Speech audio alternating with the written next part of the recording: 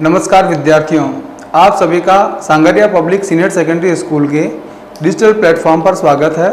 आज हम पढ़ने जा रहे हैं कक्षा 11 आरोह पाठ चंपा काले काले अक्षर नहीं चिन्हती कवि त्रिलोचन। इसमें अपन जो है आज अपन चर्चा करेंगे कवि त्रिलोचन का जीवन परिचय, साहित्य परिचय, कवि परिचय और पाठ परिचय। इनके ऊपर अपन चर्चा करेंगे, इनके ऊपर अपन विचार विमर्श करेंगे। तो सबसे पहले बात आती है कि भाई ये जो आपके त्रिलोचन है, त्रिलोचन का जो है कवि परिचय जब अपन पढ़ें तो इसको दो भागों में बांटकर अपने को पढ़ना रहेगा। पहला रहेगा आपका जीवन परिचय, ये 2 नंबर का प्रश्न अलग आता है। दूसरा आता है साहित्यिक परिचय, ये 2 नंबर का अलग प्रश्न आता है। तो 4 नंबर का प्रश्न आएगा तब तो ये कवि परिचय का आएगा, और अगर 2-2 नंबर के प्रश्न आते हैं तो जीवन परिचय, साहित्य परिचय के नाम से भी ये प्रश्न पूछे जाते हैं। तो सबसे पहले अपन सामान्य सी बात करें, ठीक है। इनका मूल नाम क्या है? मूल नाम क्या त्रिलोचन है? नहीं, इनका मूल नाम है वासुदेव सिंह। वासुदेव सिंह हैं जो त्रिलोचन नाम से कविताएं लिखते हैं। फिर इनका जन्म कब हुआ और कहां हुआ? 1-1 नंबर के प्रश्न। जन्म 1917 चिरानी,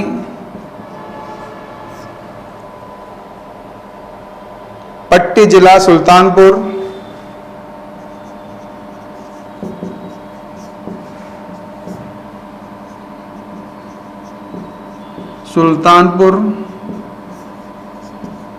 उत्तर प्रदेश। ये उत्तर प्रदेश। दूसरा प्रश्न। तीसरा प्रश्न क्या है? प्रमुख रचनाओं का। प्रमुख रचनाएं,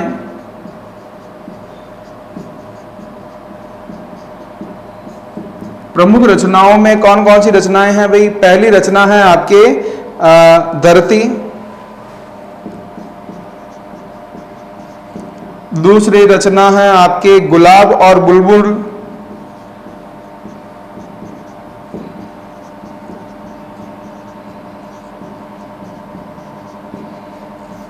तीसरी रचना है इनकी दिगंत,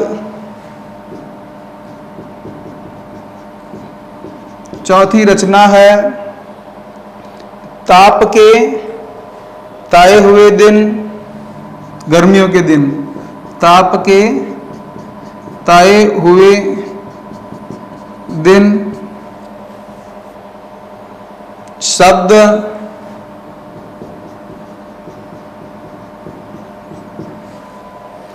उसके बाद उस जनपद का कवि हूं,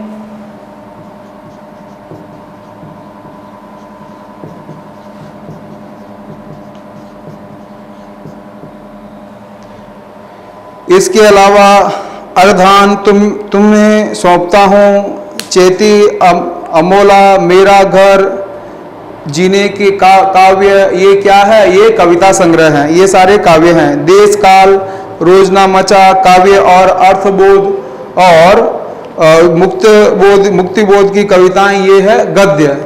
और उसके बाद में हिंदी के अनेक कोशों, कोश मतलब क्या होता है? डिक्शनरीज, उनके निर्माण में इन्होंने योगदान दिया है। फिर इनके प्रमुख सम्मान,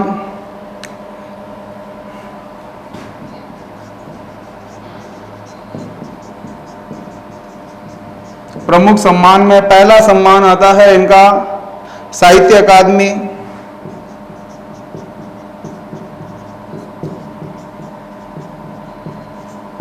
दूसरा आता है इसमें सलाका सम्मान,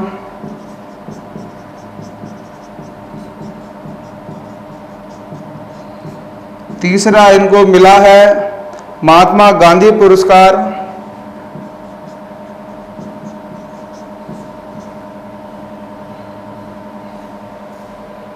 महात्मा गांधी पुरस्कार।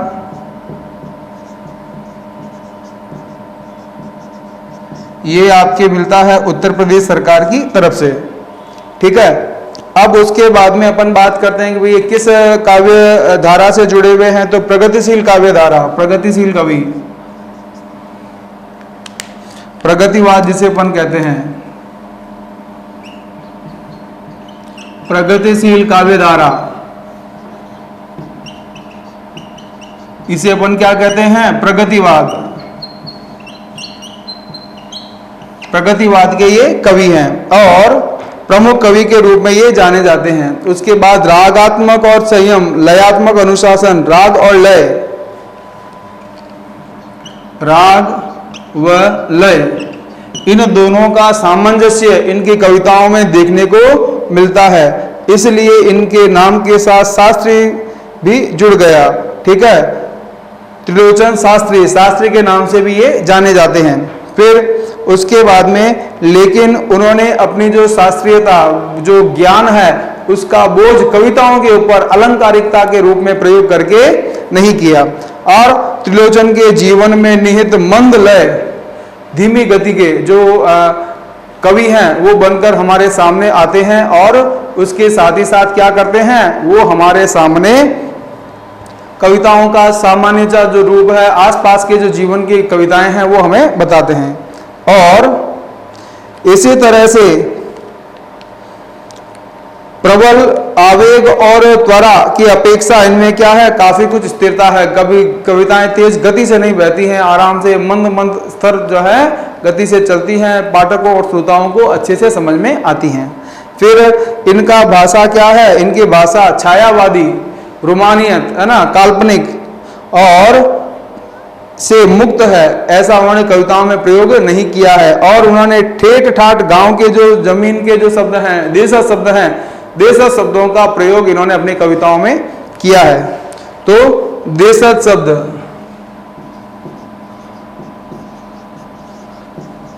देशज शब्दों का सुंदर प्रयोग, जैसे अक्षर, अक्षर क्या है, वैसे ये शब्द क्या होता है, अक्षर, है ना।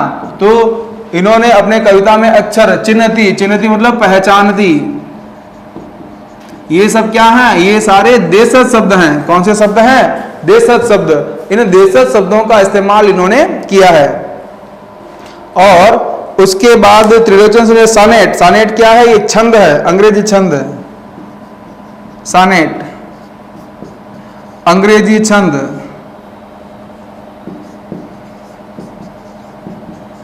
इसका इसने क्या किया है, हिंदी में प्रयोग, इसका क्या किया है, हिंदी में प्रयोग करने वाले कवि हैं। ठीक है, तो सानेट छंद का इन्होंने क्या किया है, एक हिंदी में प्रयोग करने वाले कवि के रूप में भी ये जाने जाते हैं। त्रिलोचन ने बोलचाल की भाषा का प्रयोग किया है, सामान्य भाषा का प्रयोग किया है, और भाषा को चुटकीला और नाटकीय बनाकर कविता के सामने, हमारे सामने नए आयाम, नए जो है प्रतिमान प्रतिस्थापित किए हैं। और यह कविता इसी का जो है क्या है, एक नमूना है, एक उदाहरण है। और कवि ने दोनों के बीच में जो है क्या है, प्रस्तुतिकरण और वस्तु दोनों के बीच में भेद नहीं रहता है, जो वो चाहते हैं वो कवि कविता में प्रस्तुत करते हैं। अब इसके बाद अपन बात करते हैं जीवन परिचय की। ये तो हो गया उनका सामान्य सा परिचय, जिसे अपन कवि परिचय कहते हैं, बड़ा प्रश्न। अब छोटे छोटे जो प्रश्न आते हैं उनके बारे में अभी अपन चर्चा करते हैं, बात करते हैं।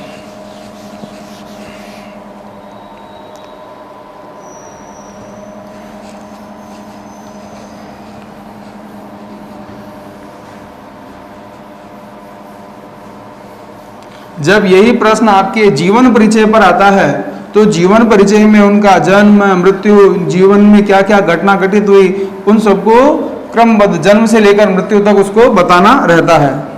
जैसे जीवन परिचय की बात आती है तो हिंदी साहित्य में प्रगतिशील काव्य धारा के कवियों में सर्वश्रेष्ठ कवि त्रिलोचन का जन्म उत्तर प्रदेश के सुल्तानपुर जिले में आपके चिरानीपट्टी गांव में हुआ, 1917 में हुआ। उसके बाद उनका वास्तविक नाम वासुदेव सिंह है। ये आपको लैंग्वेज में लिखना रहेगा, किसमें, जब आपके जीवन परिचय है। वे त्रिलोचन शास्त्री के नाम से भी प्रसिद्ध है। शास्त्री क्यों? क्योंकि उनको शास्त्र का ज्ञान था, है ना, और वो अनेक भाषाओं के ज्ञाता थे। उनको हिंदी, अंग्रेजी, उर्दू, है ना, और बंगला आदि भाषाओं का भी उनको ज्ञान था। हिंदी में सूर्यकांत त्रिपाठी निराला के बाद पहले नंबर पे कौन है? सूर्यकांत त्रिपाठी निराला। उनके बाद दूसरे किसान कवि हैं। किसान कवि मतलब जो आपके गरीबी में जन्म लिया, किसान के घर में जन्म लेने वाले, किसानों पर कविता लिखने वाले, ठीक है, दूसरे किसान कवि हैं। और उन्होंने भारतीयता को संस्कार उनमें कूट कूट कर भरे हुए हैं, भारतीय सभ्यता संस्कृति के, और मानवता की पुकार कविता का क्या है? मुख्य स्वर है। इंसानियत, इंसान को इंसान बने रहना चाहिए, इसके बारे में वो अपनी कविताओं में पुरजोर लिखते हैं। फिर आता है साहित्यिक परिचय।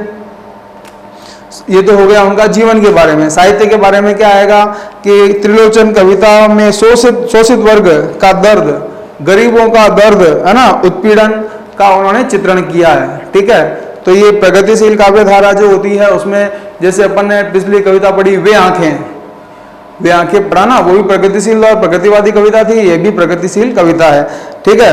और इनके काव्य के चरित्र भारतीय समाज के उस वर्ग से है जो सदियों से पीड़ा झेल रहा है। जैसे यहाँ पर चंपा काव्य की नायिका गरीब परिवार से है ना, ग्वाले परिवार से है, अभी अपन इसके ऊपर चर्चा करेंगे, ठीक है। तो उनको इन्होंने क्या बनाया है? काव्य का नायक बनाया है। त्रिलोचन बड़ी बात भी एकदम सरलता से बोलचाल की भाषा में मामूली शब्दों में क्या करते हैं? प्रकट कर देते हैं, रख देते हैं। तो ये उनकी क्या है? विशेषता हो गई। फिर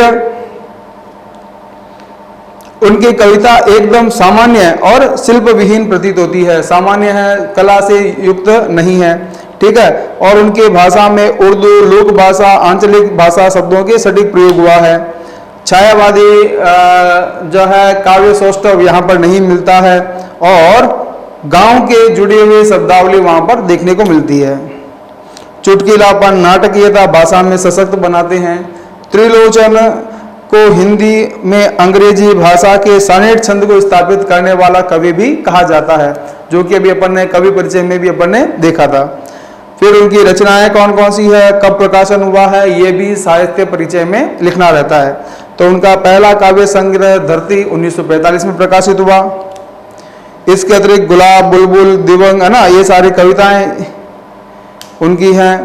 फिर गद्य के क्षेत्र में भी उन्होंने काम किया है, जैसे देश काल, रोजना मचा, काव्य, अर्थबोध, मुक्तिबोध की कविताएं, ये सब क्या है? ये सारे उनके गद्य के हैं। इसी तरह से अनेक शब्दकोशों का इन्होंने निर्माण किया है। तो ये सब क्या कहलाएगा? जीवन परिचय और साहित्य परिचय। अब हम बात करते हैं पाठ परिचय की। चंपा काले काले अक्षर नहीं चिन्हती, यह कहां से लिया गया है? यह कविता जो है धरती संग्रह, यह कविता धरती काव्य संग्रह से ली गई है।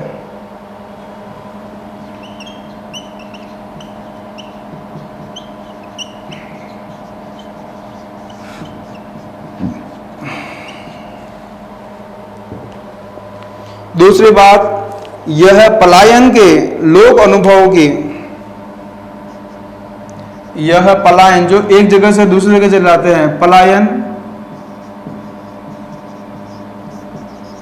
यह पलायन के लोक अनुभवों को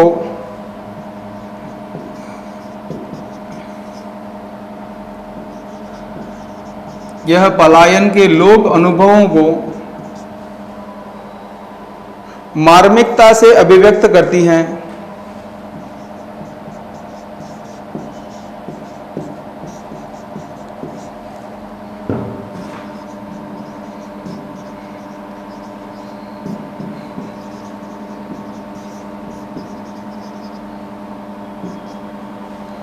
उसके बाद कविता में अक्षरों के लिए काले काले विशेषण प्रयोग में लिया गया है। अक्षरों के लिए क्या लिया है? काले काले अक्षरों का विशेषण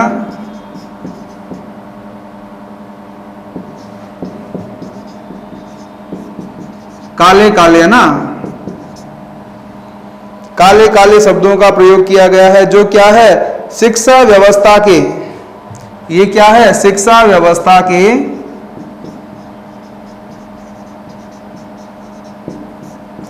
यह शिक्षा व्यवस्था के अंतर विरोधों का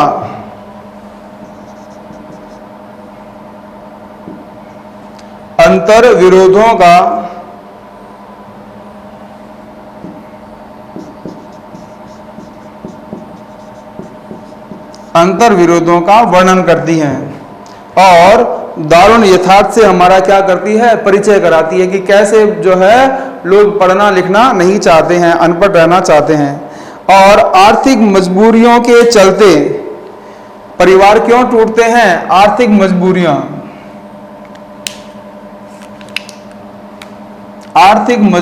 के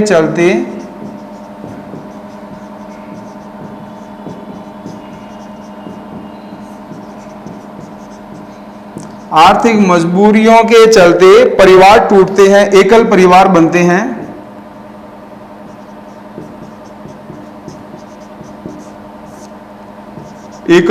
बनते हैं। संयुक्त परिवार टूटते हैं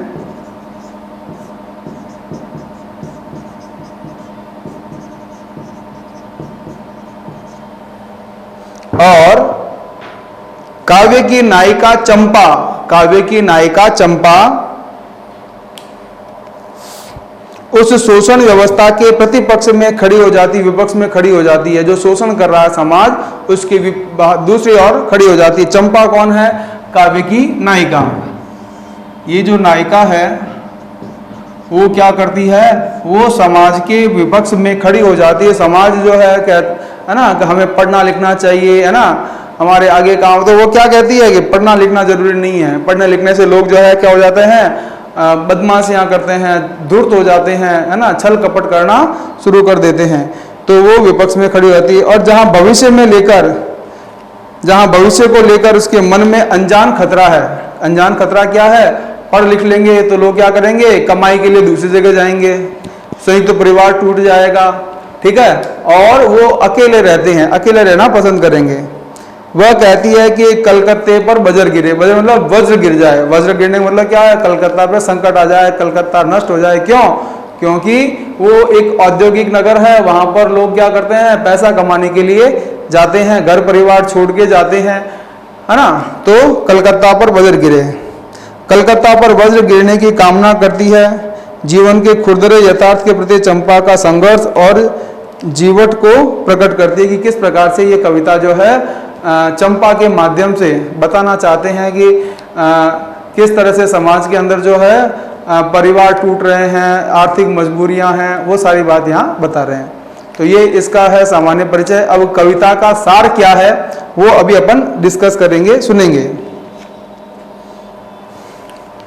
चंपा अनपढ़ है, काले काले अक्षरों को नहीं जानती है, ठीक है। जब भी कवि लेखक पढ़ने बैठता है ना, तो वो वहां आ जाती है, चुपचाप खड़ी उनको देखती रहती है। उसे बड़ा अचरज होता है, आश्चर्य होता है क्या, कि ये जो आपके काले चिन्ह हैं उनमें से स्वर या आवाज कैसे निकलती है। क्यों, क्योंकि वो उनको पढ़ता है और वो सुनती है, देखती है।